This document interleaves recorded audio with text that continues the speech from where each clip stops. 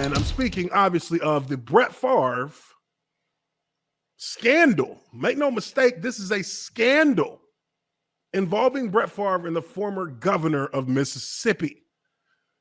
Power begets power. Says here, Mississippi gave $1.1 million in TANF funds to Brett Favre, part of a $77 million fund. Mississippi gave $1.1 million to Brett Favre from their welfare fund while denying aid to more than 90% of welfare applicants. Ladies and gentlemen, this is like this is a scumbag for taking this money to begin with, because you don't need it. You don't need it. Why would you take it knowing that it's coming from welfare funds? And he agreed to do, I think most people have heard the story. He agreed to do appearances, blah, blah, blah. Matter of fact, I got a video here we're going to take a look at from TYT Sports. It actually like gets into the nitty gritty of the original situation. And this video is from 2 years ago. This has been going on for years. Years. The NFL has not even they've not even really talked about this. ESPN, all these major networks, they mention it, they move on. But this is a serious case of fraud. Serious case of fraud. And it's gotten very contentious. Well, first let's look at this video, and because I kind of want to take it down the timeline, and then we'll actually we'll go into a few articles that are updated as in the last 48 hours. An auditor says that Brett Favre received $1.1 million for speeches he did not give. People often ask, what do you do now that you're in retirement? This came to light because the nonprofit group in Mississippi that paid Favre using federal welfare money. Retirement is not what I thought. It's good. Don't get me wrong. Is caught up in an embezzlement. So it's good. It's good. Don't get me wrong now. We getting something, getting that money. I grew up here just like everybody else. I'm no different than everybody that lives here.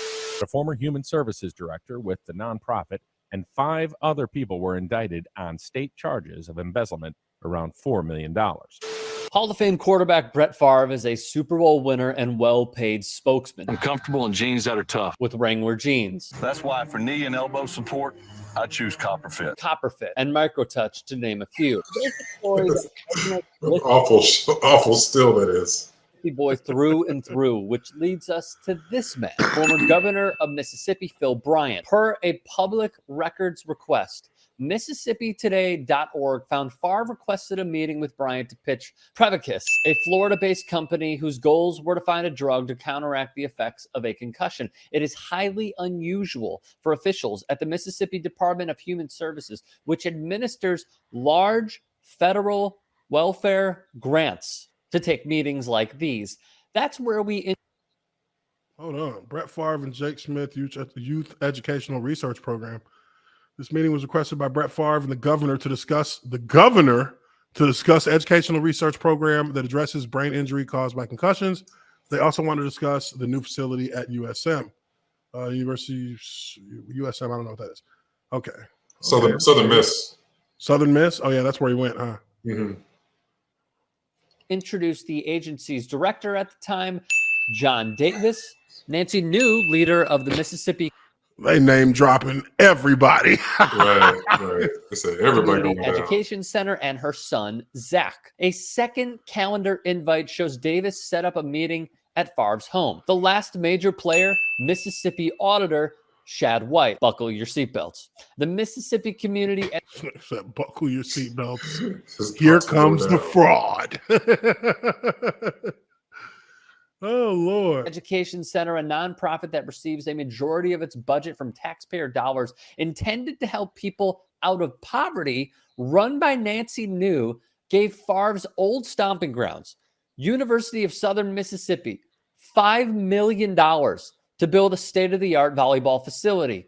Guess who just happens to play volleyball at USM? Don't overthink it. It's Favre's daughter. Who will wow. Think about how fucking come on. Okay. But I mean, this is on brand for people of It this is ilk. on brand, but come on. They took $5 million from welfare money, not even from like just grant money from, for this kind of special city project or that kind of from welfare money. How do you get welfare money? But that money doesn't go to real people. That's no, it doesn't. Well, because they deny. No. I'm saying they don't think of them as real people, like where this money's going. Oh, of course they don't. Of course they don't. They think of just the money they can get. You know how much clout he gets from USM for getting that money for them? Yep. It's crazy. I'll be playing beach volleyball. And get this, the donation was paid in full, by hand, in cash. Jeez. Cash on hand? How did you get $5 million cash on hand? How did they do that? That's like a pretty big. Ain't no bank got that on hand. Yeah, no one has that much money on hand. Wow. Dropping off briefcases and shit. CEC put on a front claiming to rent all college facilities for various activities that benefit the area's underserved population. But one former employee said it never happened. New masqueraded the facility to help the needy. Records show the nonprofit's agreement with the Athletic Foundation resulted in the university hosting exactly one single event, a Healthy Teens rally at the Coliseum in October of 2018. The nonprofit, under ongoing investigation in connection with the largest public embezzlement scheme in state history, has now closed its offices. So how did it work? Davis took the job as agency director in 2016. He began granting multi-million-dollar lump sum payments to Nancy New's MCEC. Davis did not make New report how her organization spent the money, now more than $65 million since 2016. That's right, you heard correct. Come on now.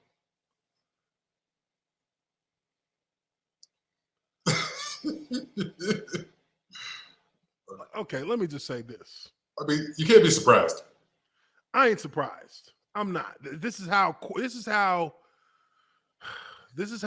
local politics rules their communities.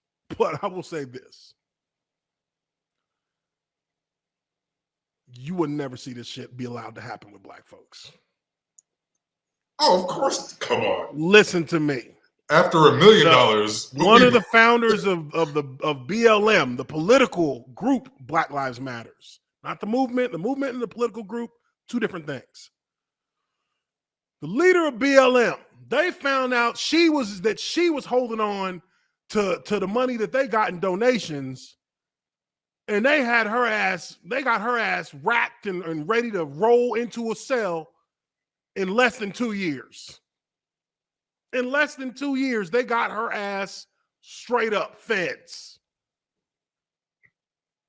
These cats have spent $65 million. $65 million. How do you spend it? What did you spend it on?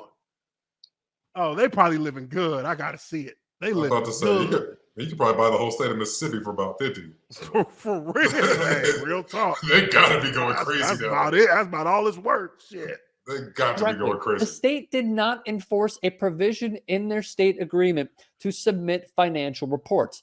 Out of $135 million in. They're not even asking you to show what you did with the money. I mean, this is like out in the open fraud. Out in the open fraud. What do you expect from politicians? I mean, this is what they're best at. I do expect politicians to be blatant with their corruption to an extent. But usually you don't want the numbers to just be astronomical where it's like, yo, I can't even explain that away. Like, oh man. Corporations don't use that much money in a quarter. You just like, yeah, I just took it. You know what I mean? Like, woo. All right, let's keep going. But Jesus Christ. Agreement to submit financial reports. Out of $135 million in 2018, Mississippi spent just 5%, or $7.3 million, on direct cash assistance to poor families. Remember Prevacus? Davis, Nancy New, and her son Zach allegedly took $2.15 million in welfare to make personal investments in Prevacus and its affiliate, Presol MD. What auditor Shad White found was disgusting. Corruption, using the poor as a front to funnel money and enrich the pockets of local politicians and an already wealthy Hall of Famer, Brett Favre. The QB's company, Favre Enterprises, was paid $1.1 million by MCEC for appearances, promotions, autograph sessions, speaking engagements, and much more, none of which he attended. MCEC bought 3 cars with welfare money, each worth more than $50,000 for New and 2 sons. Salaries, cell phones, and other expenses were also paid using welfare money. The vehicles included a 2018 Nissan Armada, a Chevy Silverado, and a Ford F-250. In each case, the vehicle... That's when you know you got them. That's when you know you got them. What cars they get? Yeah. F-250. Got him. It was him. Chevy Silverado. Got him. Nissan Armada. Got him. Because those are the only kind of cars motherfuckers buy out there. It was registered to MCEC, but auditors said the vehicles were used for personal use. And that, my friends, is just the beginning. Mississippi Today. Nonprofit Mississippi News. State fires attorney probing former governor Phil Bryant in welfare scandal lawsuit. Brady Pigotte, who was zoning in on high-profile welfare scandal players who have so far escaped legal scrutiny, says his firing was politically motivated. It is unclear whether the termination could weaken or end the state's ongoing civil lawsuit. See, this is the stuff right here where they give themselves away. And the reason why I believe they fired this gentleman, Brad Pigotte, is because he actually submitted a subpoena for the former governor and for Brett Favre to come and be interviewed under oath about their connection to the situation. But let's read further. The state welfare department has fired Brad Pigotte, the former U.S. attorney it contracted to claw back millions in misspent federal funds from dozens of people in Mississippi's sprawling welfare scandal. So they fired the guy that they hired. The termination comes about a week after Pigotte filed a subpoena on the University of Southern Mississippi Athletic Foundation for its communication with several notable people, including former Governor Phil Bryant, to get to the bottom of why it received $5 million in welfare funds to build a volleyball stadium for Brett Favre's daughter. All I did, and I believe all that caused me to be terminated from representing the department or having anything to do with litigation, was try to get the truth about all of it. Pigotte told Mississippi Today hours after his firing on Friday. People are going to go to jail over this. At least the state should be willing to find out the truth of what happened. Like that accent? Yeah, I would have gone with Foghorn Leghorn. I say now. I say now. In all fairness, they're taking it easy on this guy because usually that person comes up missing. Yeah. When you start fucking with the money like this. When you start pocketing that kind of money, but see, this is the thing. The people who were pocketing it were the people at the very top. The governor. How does the governor get a $5 million loan to a university with welfare money? When has a university ever needed welfare money? They charge about $100,000 a year for one kid to go to school. Right. Even in the trash-ass Mississippi education system. Even in trash-ass Mississippi, even trash-ass Southern Miss. Like, come on. Shit, they get millions every year. Says here, it's unclear how Pigotte's termination will affect the welfare agency's civil lawsuit, which promised to probe players in the welfare scheme and answer questions that current criminal proceedings wouldn't. Just last week, Pigotte had scheduled depositions with key players in the scheme, including former NFL quarterback Brett Favre,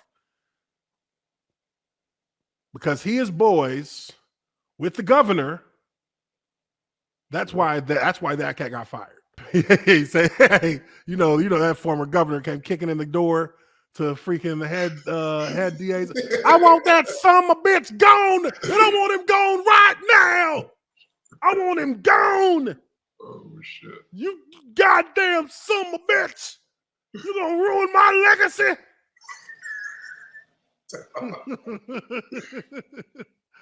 Pagot said he was not given a reason for his termination, but that Mississippi Department of Human Services officials told him it was not related to the quality of his legal work. Damn. He's like, "Hey, can you at least tell me why I'm getting fired?" Not really.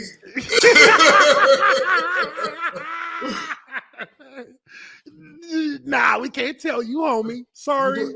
You're doing a good job, though. You're doing great work. But we gotta let you go. Oh no, okay. Officials at the Mississippi Department of Human Services and the Attorney General's office, which had to sign off on Pagot's contract. So the Attorney General office had to sign off on it. Wow.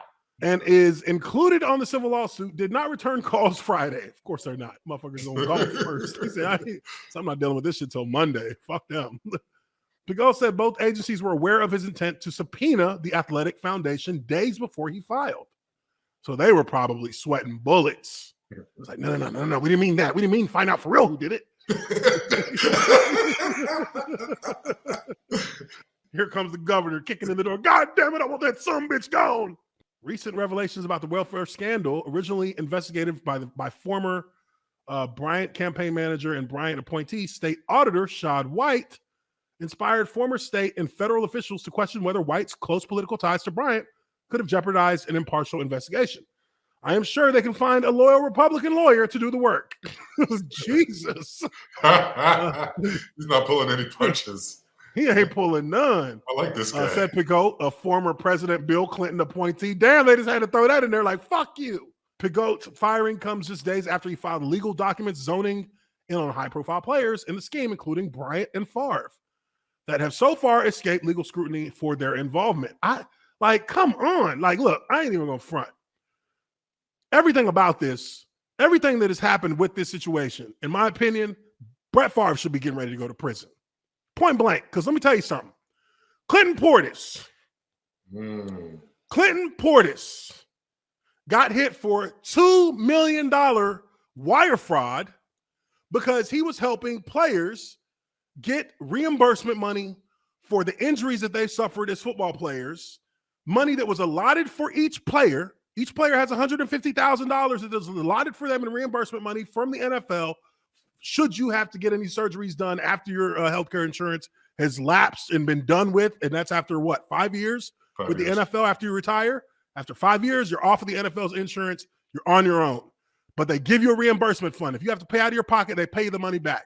So they ran a little scam where they were putting in paperwork and working with doctors to put in paperwork saying the guys had gotten surgery to fix a knee or to fix a shoulder. And they were getting reimbursed, the 20, 30, 40, 50,000 for those operations from doctors who, and of course, a doctor got asked questions and they snitched. And that brought the whole thing down. But that is not nearly as an egregious situation as taking welfare money. Taking welfare money is a completely different level of scum. That means you don't give a shit about everyday people. Right. Clinton Portis was trying to scam the system that the NFL had given money allotted to him for. Yeah, that was already set aside for those same guys. Already set aside for the athletes themselves. And they put him, and he got 3 years fed prison time just last year. Because the 3 NFL years didn't want to fed pay prison out time for that. who they said they were going to pay out. You know what I mean? 3 years fed time. And now here you have Brett Favre, Mr. Golden Boy, good old boys club. It is obvious as all hell that he has committed fraud against the government of Mississippi and against the federal government of the United States through proxy, because that money was given to the government of Mississippi from the federal government. And him, along with the former governor and the other lady and her son who run that other company, these motherfuckers have taken almost $100 million out of the mouths of the poorest state. Out of the mouths of the poorest people in their communities. And then on top of that, to add insult to injury, they've denied 90% of applicants for the money that was literally designated for them to have. Yeah. You telling me they don't deserve to be in fucking prison right now? Yeah. Mississippi has the strictest criteria for this welfare money because they don't want people defrauding the system. Yeah. And what do we have? People defrauding the system. Yeah, they don't want certain people. They don't want certain people defrauding the system. Yeah. They want to defraud it because they don't have. Look, when you're sitting there telling the company they don't have to show you what they did with that money, you're bullshitting. Because ain't nothing I ever heard of where they don't want to know, where they don't want to see them receipts if they give you bread. Every penny. Shit. Now and now on top of that, how does this play in? How does this play in when it comes to taxes? Taxes has got to be an issue here too. They got so the IRS should be knocking at motherfuckers' doors ready to do audits. Because they always want their money. They don't play with theirs. They are not going to lose. They do not play with their money. They don't lose. Either they get their money or you go to prison. Boy, really? Yeah. They gonna get their money and you go to prison. Yeah, they the biggest pimps out there. They the biggest. They got the biggest dicks out of everybody in the government. They gonna get that.